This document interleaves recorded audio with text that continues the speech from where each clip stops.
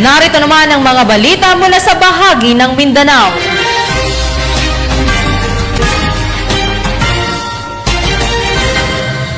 Napasakamay na ng mga otoridad ang top 1 most wanted person ng Police Regional Office Bangsamoro na sangkot sa pagpatay kay Police Lieutenant Samson sa Maguindanao del Sur.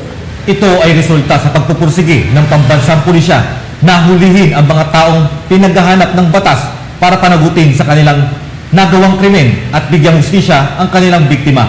Nakibalita dyan si Patrolwoman Maricris Algabre. Ang top 1 regional most wanted person na sangkot sa pagpatay kay Police Lieutenant Samson sa isinagawang operasyon ng Criminal Investigation and Detection Group Regional Field Unit BAR sa Anisito Pisante Senior Memorial Hospital, Poblasyon 1, Midsayap North, Cotabato noong ika-29 ng Mayo taong kasalukuyan. Kinilala ni Police Lieutenant Colonel Ariel T. Huesca, Chief ng CIDG RFU BAR, ang naarestong suspect na si alias Kamer.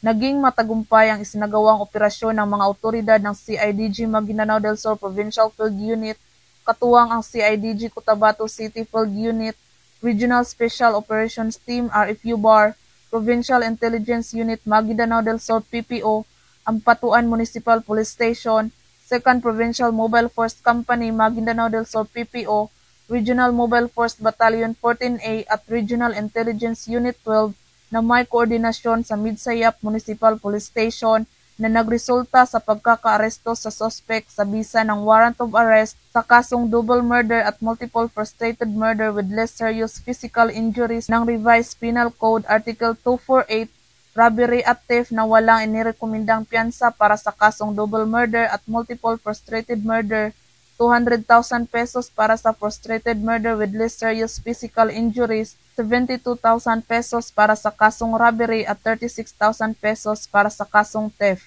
Ang naarestong suspect ay kasali sa ambush incident sa Purok 5, Poblasyon Ampatuan, Maguindanao del Sur noong Agosto 30, 2022 na nagresulta sa pagkakapatay kay Police Lieutenant Rinaldo O. Samson, dating Chief of Police ng Ampatuan Municipal Police Station kasama ang kanyang driver at iba pang tauhan nito.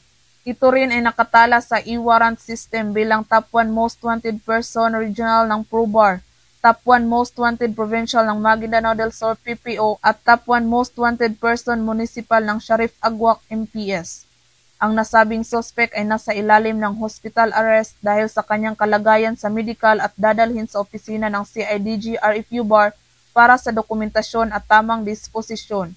Lahat naman ng mga information na ibinibigay ni CIDG, ibinibigay ng mga constituents sa CIDG ay ina-actionan namin to ng maayos kasama yung other PNP units, and if na validate namin na totoo yung information or may semblance of truth, nagsasagawa kaagad ng operation si CIDG. Patunay lamang na ang pambansang pulisya katuwang ang iba't ibang ahensya ng gobyerno ay patuloy sa pagpapatupad ng kanilang sinumpaang tungkulin kontra kriminalidad na naaayon sa mga programa ni Pangulong Ferdinand R. Marcos Jr. na magkaroon ng maunlad na bansa para sa sambayanang Pilipino tungo sa isang bagong Pilipinas.